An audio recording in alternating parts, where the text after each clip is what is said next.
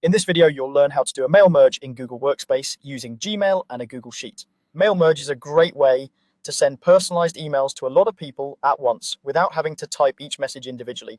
I'll walk you through the process step by step so you can follow along on your own screen.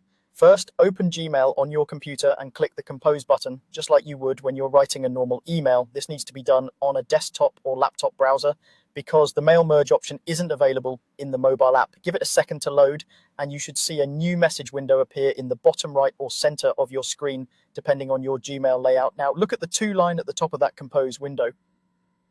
On the right-hand side of the to field, you'll see several little icons. One of them is the mail merge icon. It looks like a person with a plus sign combined with a small spreadsheet symbol. If you're not seeing it right away, hover your mouse over the icons until you find the one labeled Use Mail Merge. Click that icon and you'll see an option to turn mail merge on. Go ahead and toggle mail merge to on.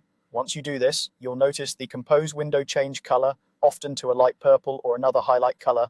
That visual change is your confirmation that you are now in mail merge mode, not just writing a regular email. It's a helpful reminder that this message will be sent to multiple people, each with their own details filled in.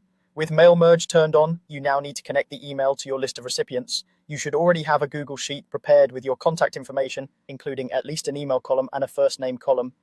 In the Compose window, click the option that says Add from a spreadsheet. A file picker will open, showing your recent Google Sheets and any others you can access.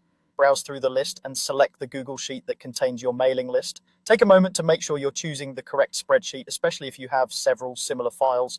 Once you've selected it, confirm your choice, and Gmail will start reading the column headers from that sheet. Next, Gmail will ask you to map the columns. This simply means you're telling Gmail which column in your spreadsheet holds which type of information. You'll see prompts asking you to identify the column for email and the column for first name. Use the drop-downs to match those prompts to the correct column names from your sheet. For example, if your email addresses are in a column called email address, select that for the email field. If first names are in a column called first name or F name, choose that for the first name field.